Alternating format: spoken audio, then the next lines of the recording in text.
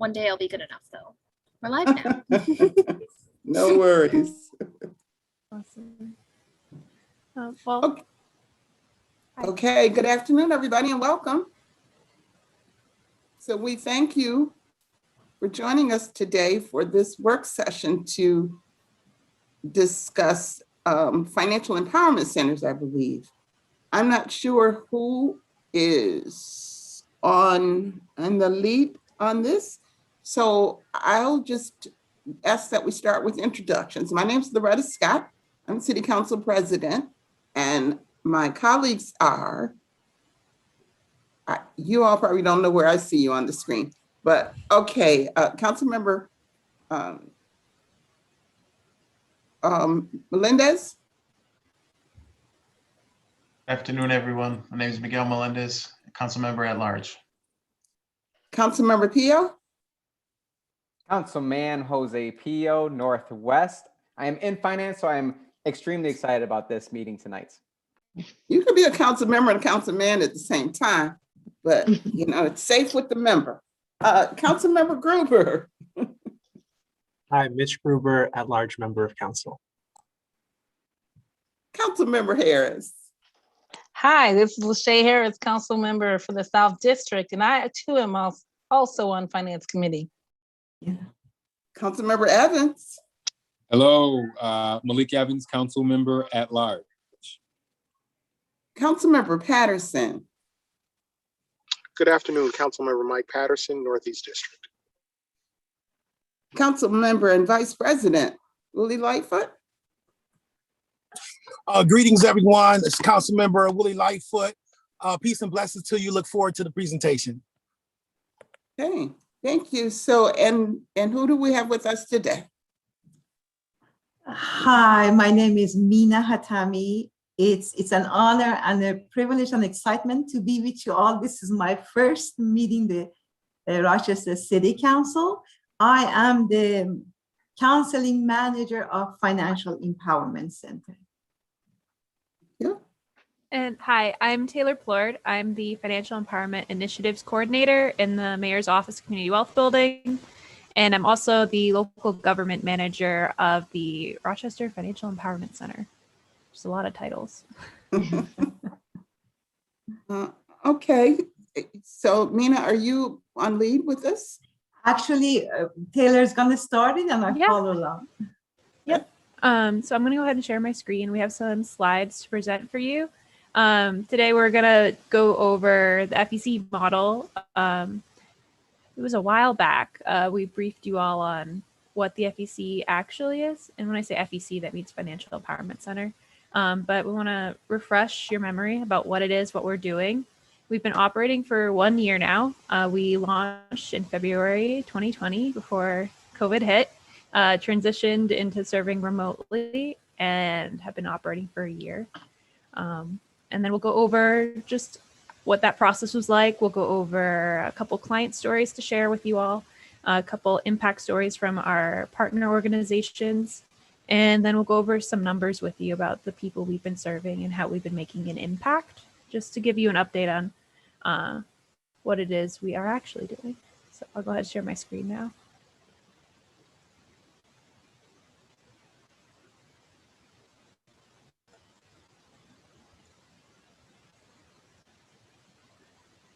Can everyone see the screen okay? Yes. Okay, good.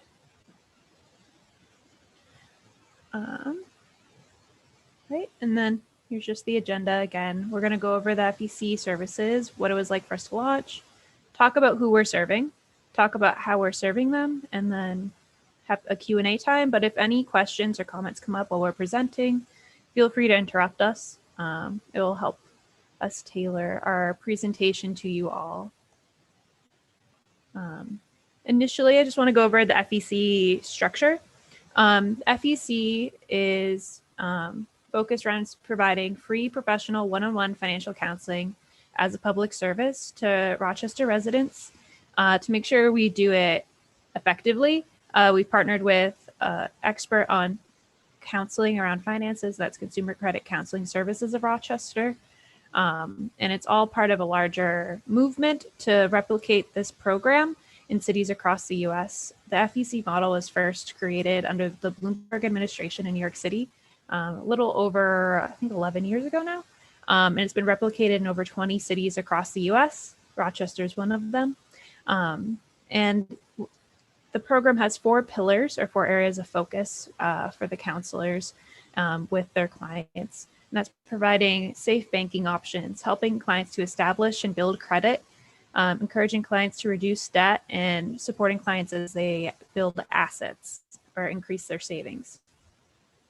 The way we do that is through 1 hour one-on-one financial counseling sessions.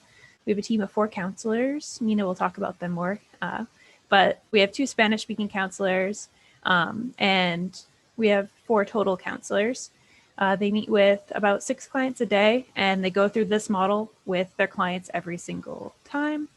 They start with a financial health assessment. They go over how money makes their clients feel, where they're at, gets a baseline for what the client is interested in doing. They figure out which pillar the client falls into. What are they interested in doing? Unlike other programs, our program's focused on what the client comes in saying they need. So if a client comes in saying they want to work towards home ownership, that's what the counselor works on with them. And along the way, there may be things that need a little tweaking, and the counselors will work with them on that. We're not prescriptive in our service delivery. And then all that breaks down into 8 major outcomes down at the bottom. And these are the major things we measure our program success by, because through studies done by the organization replicating this model across the country, these have been large indicators in major improvements in financial health and major moves towards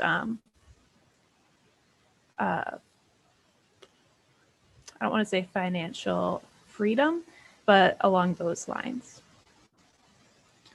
Now I'm going to pass it over to Mina. She's going to talk a little bit more about what it was like to launch the program and how we got to where we are. Be happy to.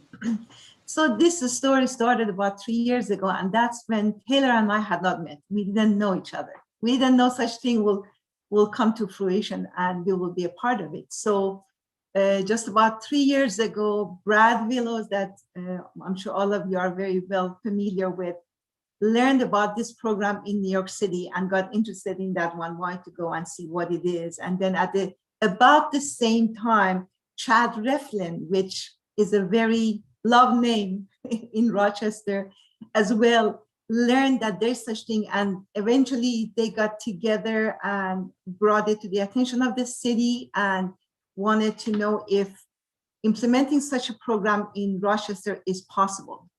So that's when this idea was opened up to the communities, and they created advisory boards asking residents and stakeholders and all the people involved that, okay, so this is the idea and the city has given the approval on it, but how we can situate the FEC services in order to best help our constituents. And finally, it became more clear that what the pillars needs to be and how can we sort of partner with different communities and different organizations to sort of spread different partners of FEC, and we can cover the city, and ultimately we became more generous and it became about the county as well. So finally, my involvement with FEC is first when I saw this job posting, and at that time I was under the same banner as Malik is at ESL. I was happily working for ESL, and then I saw this job posting, and what interested me in that was the idea of finances, of course, and then empowerment. And I thought, wow, I like this. And the more I read about what this vision is, the more excited I got, because as you all know very well, every story has a why, and why is the most important. The why for me was when I learned that this is about low-income families. So this is the services that coming from the financial institution and looking at so many different platforms, I knew that services like this is not available for free. And yet there's this possibility that this service can be available to low-income families for the population that doesn't have a lot of option, and this is available for free. So that really got me excited on that. So the city, and then with the collaboration with CCCS, which became the administration part of, like, arm of FEC, they started hiring us. So myself and 4 counselors, they staffed the FEC. So our training started from October till about January. In January, we made the trip to New York City, shadowed a few counselors, learned how they've done it in the last 10 years and so on.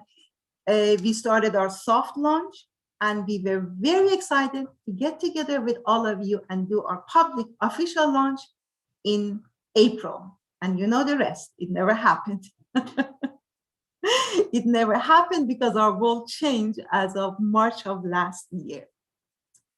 But however, having said that, just like all the other organizations, we learned to land on our feet again and continue serving the community that we wanted to serve. And so who are the typical FEC clients? So it can be like an MCC student that, because of not knowing much, they just said yes to several credit card applications, and now they've developed a debt and they don't know what to do with it. The interest rates are high. And so this can be a typical client of FEC. Or it can be a single parent that is living on minimum wage, making ends meet. It could be someone that is struggling with work and 9 to 5, and then there's health issues, and then someone gets COVID in the middle of it, and then they lose a job. So how are we gonna go through all of these? So FEC becomes a hub for resources. We find out which organization offers what. So a lot of time, sometimes even we don't get a chance to do the budgeting things that ultimately we want to help our client in a normal setting, because there's a fire going on somewhere. We have to put off the fire first. You have to find out where they can get the resources, where they can get the benefit before going through financial counseling. But we are there, so all these things are available. So the other thing that we are very, oh, by the way, since the picture is up, allow me to introduce the counselors. Thank you, Taylor, for bringing this up. So on the right top, you see a picture of Latasha. Latasha McGill comes from financial world and mortgage experience. Next to her is Karen Delgado. Karen is one of our bilingual counselors, and her background is mental health and counseling. The bottom left, you see Juan Lozada, and Juan also is bilingual, and his background, he comes from community of faith. He's very involved in them. He's been doing financial counseling for years and years. And then next to me on the right-hand side, you see Stacy Walker. Stacy has been doing counseling, like credit counseling and financial counseling, for the last 15 years. And she is well-versed with it, and her specialty is student loans. She's very helpful in that department. So Taylor, would you change the slides? Thank you. So we have a few client stories for you. For example, here you have Cutisha. When she came to us, she had no idea that she is a victim of identity theft. So as part of the financial counseling, we get permission to do a soft pull on the credit of our clients. And through that, she saw many things that had nothing to do with her, and her counselor helped her dispute that. So that did two things. First, it sort of secured her credit, and they put a lock on the Social Security now to protect it that way. Secondly, they were able to remove many of the debt that was under her name, which really didn't belong to her. So it improved her credit score. She was able to open a checking account, and that was something she was struggling with. Many times, we are not aware that having a bank account is a privilege. Not everybody has that privilege. And when we don't have that, there's so much, you pay more. I don't need to tell you, you're well aware, but when you don't have money, everything is more expensive for you. So when you want to check your cash, you have to pay. When you want to pay your bill, you have to pay and do a money order. So she was able to open a bank account and get away from all those fees. So Belinda is another story that we're very happy about, because so when she came to us, she was struggling with her credit score, and she was able to clean that up a little bit. And she learned that she has options. So one of the things that you read here, she said, now I realize that there's negative effect and there's positive effect in my spending. So therefore there are choices. It's wonderful when we find out that we have choices.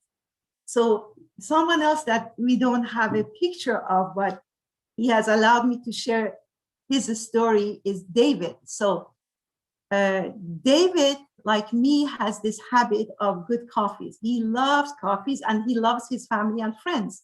So one of his habits is that he used to spend a lot of money, unbelievable, for coffee, because he didn't just buy coffee for himself. He bought it for coworkers, he bought it for friends and family. So Karen has this little trick. So she was asking him, so how much you spend for coffee? Like, let's say, I don't know, per day or whatever. So whatever figure David gave her. So she said, okay, let's multiply that to 30 days a month. And let's multiply that to 12 months. They came up to the amount of like $4,000. And he was shocked. He was shocked, and he said, are you kidding me? I love these people, but I don't love them that much, because my bigger goal is to buy my own place. My bigger goal is to become a homeowner. So therefore, now he's changing that. He says, if anybody wants to give me free coffee, I'm all for it. But no, I'm not contributing to your coffee anymore, and I make my coffee at home. So these are like little simple things that counselors do.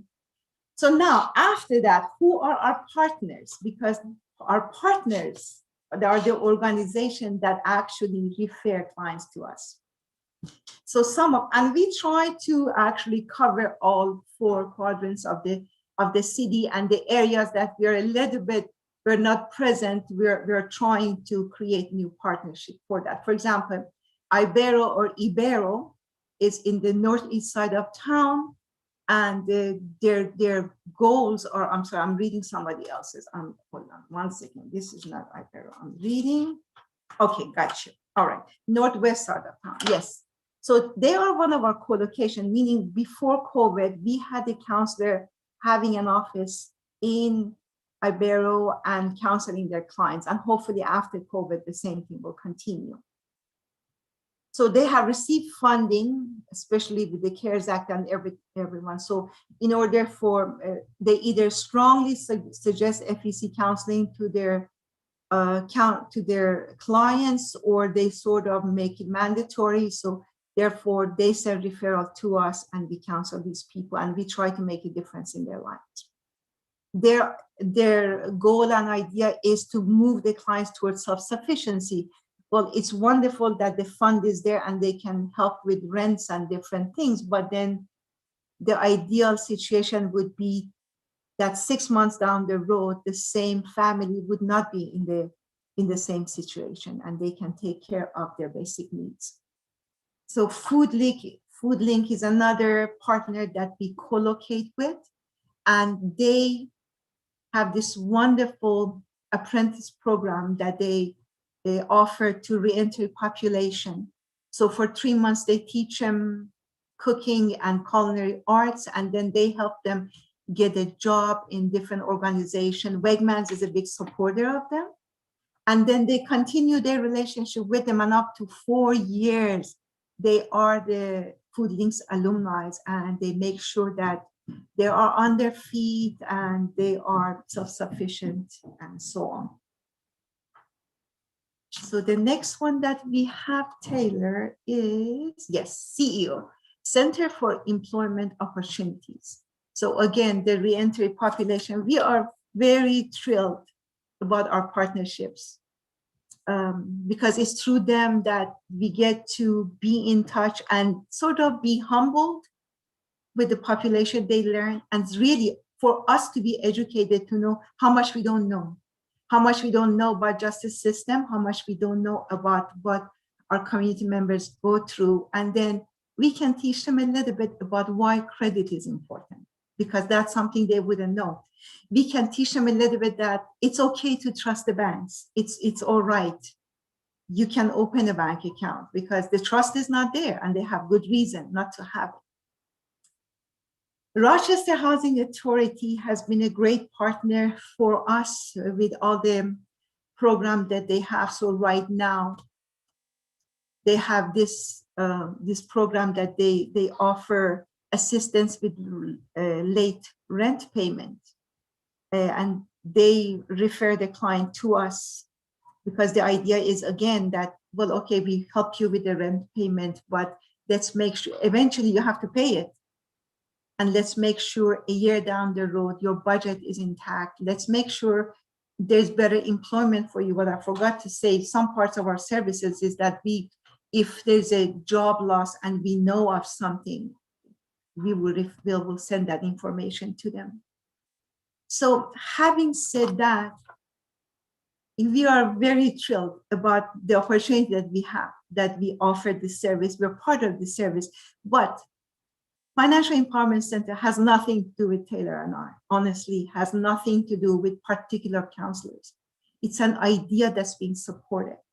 So doesn't matter if 2 years down the road, we are part of it. If next year someone else comes and gives you this report, what we want to thank you is that thank you for your support, and please continue supporting us because this is a much needed service for the same people that you want to serve, for our community members.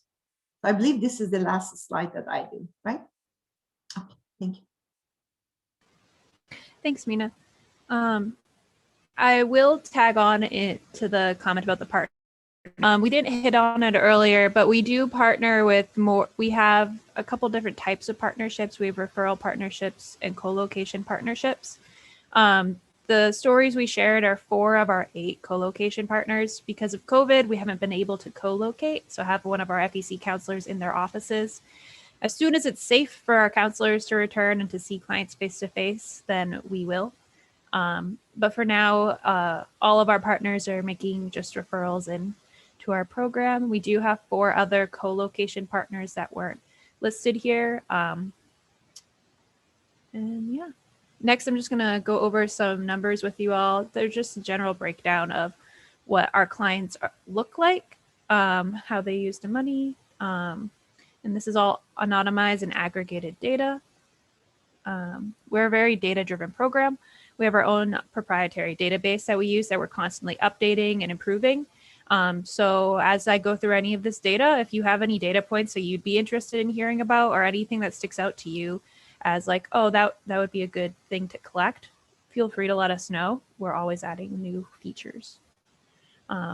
Here we just have the general breakdown of age, gender, race, ethnicity of our clients. Our age breakdown is pretty consistent with the general Rochester population. Our gender breakdown is pretty common among social service programs similar to ours. Our race breakdown is also pretty representative of the city of Rochester.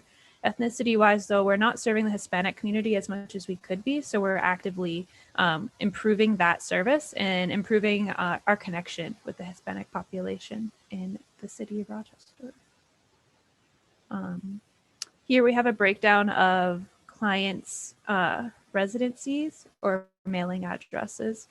Again, all anonymized and aggregated.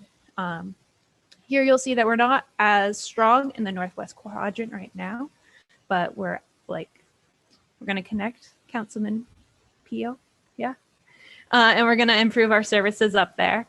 And here you'll see a breakdown of our clients by debt category. They really span the gamut. If you look down at the figures, you'll notice that it's 10,000 or less is the big challenge, and then 50,000 or more. And then as for unemployment, you'll notice here that we have a big NA. This is because COVID hit and we had a lot of people going in and out of employment. So we have a lot of clients where their employment has been left up in the air. We're adding in new features to be able to capture when someone is between jobs, is on SSI or unemployment, or is on disability, or maybe part of the gig economy. So we'll be improving our data collection there to make sure we capture everyone's employment. Yeah, and then here we just have some high-level breakdowns of the impacts we've been able to make over the past year. We're really proud of the amount of clients we were able to reach remotely. And this is from our launch in February 2020 through this year's February. We've almost reached 850 clients, and we've held almost 2,500 sessions with them, which is outstanding because our goal was to have clients come back for three sessions each. Because the studies have shown that the more the clients engage with an FEC program, the more likely they are to stick with it and to stick with their goals. Because as you all may be familiar with, achieving financial goals isn't a one and done deal. There's a lot of things that have to happen, and there's a long process, and a lot of time it's a long time. Like if you try to improve your credit, you have to wait for the credit bureau to update it after you do something. There's just a lot of waiting. So 3 sessions was our goal, and we almost hit it, which was amazing. We're also really proud of our clients for being able to increase their savings by this much, decrease their debt by this much, and improve their credit by 24 points on average, which is amazing. About 2 or 3, I think it was 2 months into the pandemic shutdown, we were able to start tracking when clients came in reporting that they were coming because of a COVID-related challenge. We had almost 300 clients come in specifically saying they had a COVID-related challenge. Of those clients, they presented us with 160-ish challenges that they wanted to resolve with their counselor. And out of all of that, we had 4 evictions that were directly avoided because of the support of the counselors. That doesn't include any referrals out that our counselors make, because that's something they do too. They'll refer out to legal services as needed, refer out to benefits programs, life coaching programs, first-time homebuyers programs as needed. And then lastly, I just have this breakdown. I will not go through all of this. So we will make sure you all have a copy of the slide deck afterwards if you want to dig into it a little more. The big things I want to point out are in the green boxes. First, I want to clarify something that really is like a nuanced thing about our program. We don't necessarily create a detailed budget with every client unless that's something they're looking to do, like saying they want to manage their money better. Then we'll create a detailed budget with them. But what we do with every single client is create a money tracker. So every time a counselor meets with their client, they go through their income and their expenses with them to see how much is coming in, how much is going out. And then clients get a copy of all of that information. So they have a general understanding of their finances every single time they come to a session. And that's what we call a money tracker. And then Mina mentioned earlier, we do credit pulls for our clients too, always free, always soft pulls, so it never impacts their credit. And we've done almost 1,000 of those to track a baseline score and then also look at any improvements. Right now, we have about almost 150 clients who are on the home buyers track, which is amazing. Now, these clients range the gamut. Either they come in and they're like, I am not ready, but I want to own a home. They'll work with the counselor to lay the foundation and build that way. Or some people come in because they were denied of a first-time home buyers program. They want to fix their credit enough to get into the program, and the counselor will work with them on that. And then over here, we'll see that we had 47 clients that were able to reduce their debt by at least 10%, which, if you recall from earlier, is one of our major 8 outcomes. So based on the studies done by the organization replicating this model across the nation, if you're able to reduce your debt by 10%, that is a major indicator that you're on the right track to improving your financial health. And if you're able to do that during a pandemic, I think you get a gold star, because I was not able to do that during a pandemic. So impressed by the clients that were able to achieve that. And then the last thing I want to point out is that we had 171 clients establish credit, which is huge, because if you don't have credit, that puts up so many barriers. By establishing credit, you suddenly have so many more opportunities, not just with opening a bank account or getting a credit card, but like accessing loans, accessing an apartment, being able to have a vehicle, which we know is almost critically important in Rochester. So we're very proud of our counselors and clients working together to open those doors. All of that being said, I went quick, so we had plenty of time to talk. We are open to any questions or comments you have about the program. I can go back to slides if you want to talk about any of the data or of the quotes. Just let me know. Thank you, Taylor. We've got a meeting that starts at 5:30, so we'll be very efficient with the time. Councilmember Harris, you have a question? Yes, this is a great program. I'm excited about it. I do have a question as to how do you address for your clients the predatory lending? I find this time of year, tax time, many people get taken advantage of trying to purchase that vehicle. 18%, even 24% I've seen on interest rates, and it's just ridiculous. What do you do to help out city residents or residents of the population that you serve to protect themselves against this type of lending? Thank you so much, Councilwoman Harris, for this. That's a very good question. So we partner with the Empire Justice, and they are very much into this. They constantly educate our counselors about workshops, scams, spams, all these things that are in the loop. And then we pass that information to our clients. And also sometimes our counselors put workshops for the public. Like we go to our partners and we open up these workshops for them about predatory lending and all the other, any other issues that is in demand at the moment. Does that answer your question? Yes, it does. I was just interested in, maybe in future, if you could have some numbers for us or, track that, that would be very interesting for us to know where we are as a city with those type of things. Yeah, and predatory lending is one of the things that we're trying to combat with the FEC and a lot of the other programs coming out of the Office of Community Wealth Building. We're also partnering with Law New York to make sure clients have access to legal representation. And we're working with the Department of Financial Services for New York State to track any predatory lending of any sort beyond just cars too. Thank you so much. And I'm looking forward to seeing more, and congratulations on the great work. Councilmember Pio? Yes, thank you very much for what you all are doing, because it really is something near and dear to my heart, is helping our city to empower themselves to be financially fit. I see on there was 952 credit reports. Out of that though, why do we only see 103 who actually established savings? What are some of the opportunities that we're missing out on? How come that's not like 700 people who have opened up savings? Okay, I guess I'm answering that question. Thank you, Councilman Pio. So, the idea of empowerment, we never tell our clients what to choose as their goals. It depends what they want to focus on. Like if they want to focus on saving, definitely that is out there. And if they want to focus on reduction of debt, that's what they'll be doing. If they don't have bank account and that's what they want to do, that would be their focus. Okay, I got you. So basically people would come in, they don't necessarily need to increase their savings, they need to increase their credit or build credit. Okay, I got you on that. Or establish credit. Or for establish example, credit. Exactly, many of them don't have any, it shows zero, and that's not a good thing. That's So, that's a fantastic segue, Mina, into my next question, which is, what is your definition of established credit?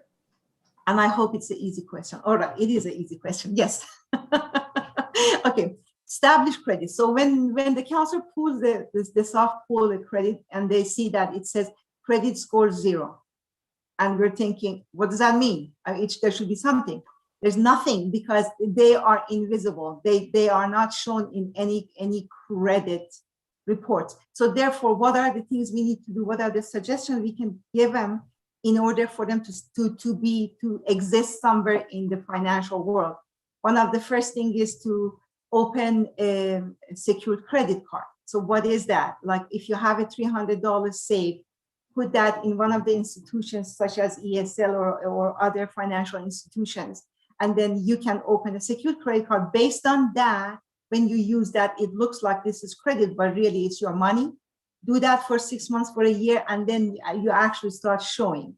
Or if you have a job, get a $500 loan, a short-term loan from a financial institution, because that shows that you're paying. Pay for a kind of bill, pay for either your bill or like an RG&E bill or something, because then you're establishing credit, things like that. And it takes anywhere from 6 months to a year for someone with no credit to show that, okay, yes, there is some credit still. Thank you very much. I do have another question, but I know Mitch does too, so I won't hog up the time. And we can meet after. Councilmember Gruber? Thanks. We had spoken, I think when Brad was still with the FEC, Taylor, you probably remember that we had spoken about finding ways to connect individuals who are maybe back on taxes, individuals who are experiencing any level of financial issues with the city. And, you know, the city does a lot of billing of people, and making sure that we're trying to use the FEC as a way to understand what's going on and how we can be helpful and not just a bill collector. And I'm wondering what kind of progress we've made in that regard. Yeah, we haven't actively engaged with doing that yet. We had to lay the foundation first. And as you know, like my position was someone else, now it's me. So there were some transitions and a lot of things were in the air. So that's on the docket for actually the next few months, is engaging that arm of the FEC, making sure we're serving city residents that the city is directly serving. But yeah, thanks for pointing it out, Mitch. Yeah. Yeah, if there's any way that council can be helpful, please don't hesitate to let us know. I think, you know, all of us talk to constituents who are in some of these issues, and we want to make sure that, you know, they get served by the FEC. It's a fantastic initiative. We just got to connect dots so that everyone can get served. Absolutely. Yeah. Councilmember Melendez? Yes, thank you, Madam President. So a quick question related to something that Mitch said, and also Lachey, you know, tax season. And I know there's cash programs, there's other programs that are helping people, but in terms of education, is there a direct connection to some of these programs to make sure that there's a line between the FEC and say Empire Justice and the cash program, and then even looking at some other services like, you know, we have a lot of tax services in the community that would really benefit from having a connection to the FEC. Could you speak to that a little bit? Yeah. We love cash. We been working with cash from the beginning, and we're working with them on another project too that really ties in cash and the FEC. It's called Rock Your Refund. So cash, we're really close with. We're working with them directly. We have to be a little careful around taxes with our FEC counselors because they're not certified to handle any kind of tax information, but they can fill in the gaps where clients may not know, oh, how am I going to pay for this back taxes that I owe? Or now I have a refund, what can I do with it? So we can help them before and after, but the tax process itself has to be the tax filer. I love the idea of connecting with other tax providers in the area though. So that's something that we can improve on for sure. Taylor, also the education and the workshop that we provide. Oh yeah. Go ahead. Oh, okay, Mina.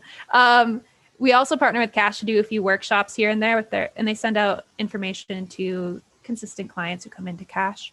We're also doing one in May. We did a couple in February, and you can find them on the Empire Justice Facebook page. Okay. Any other questions? Well, I'm very fond of this program. I have a family member who has participated, and it was just phenomenal, the progress that was made in terms of increasing credit and all the way up to pre-qualifying for a really nice sized mortgage. Although with today's housing market, it's got to be beyond nice size to be able to buy a house, but the idea is great. So I'm very, very glad, pleased about the progress you all have made. How many, or do you know, have any idea, how many of the clients you served are also city employees? We have that information. We want to try to keep information like that confidential for our clients' sake, because clients come in talking about things that are really personal to them. There's also a lot of concern of who we'd be reporting the information to. So we don't necessarily want to share that information. But everything's anonymous, right? confidential. So your data sets are presented with anonymity, I would hope.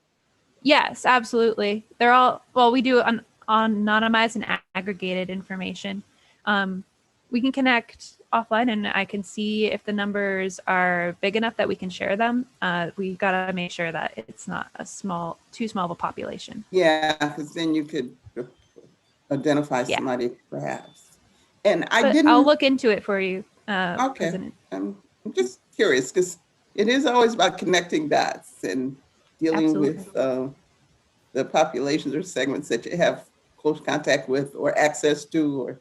And in that same vein, I believe early on I'd heard, maybe not even this presentation, that ABC is it a co-location? ABC is one of our referral partners right now. Okay. But yeah. So one of the other set of dots that I hope get connected have to do with Head Start and Head Start parents. So, and I know you guys have a lot of work, but I'm really glad to see what you're doing, and there's a lot of promise. Now, Mina, at one point you said during your presentation that it has nothing to do with, and I couldn't make out what you were saying. What is it that it has nothing to do with? Sure. I wanted to make sure you know that, look, for example, Brad is the one that from the city side started this program, right? But Brad is not here with us. We have Taylor and we have myself. What if next year someone else comes to give you the report? Because you never know. Of course, I would leave FEC kicking and screaming because I don't want to go anywhere. But the program is a worthy program. So that was my pitch. Has nothing to do with who comes here to advocate it and give you the report. And the punchline was that please support it because we do need your support. We do need your backing. I think one reason that this program is successful is because it's attached to the city. It has your name on it. So people know the legitimacy of it. So we appreciate that. All right. Thank you. Absolutely. Are there any additional questions? If not, I want to thank you all for coming and sharing this great information with us. And I congratulate you on your hard work and certainly look forward to the continuation of all that you're doing. Have a great day. Thank you so much. And we will work on the suggestions you gave us. Thank you. Of course. Thank you. Bye-bye. Perfect.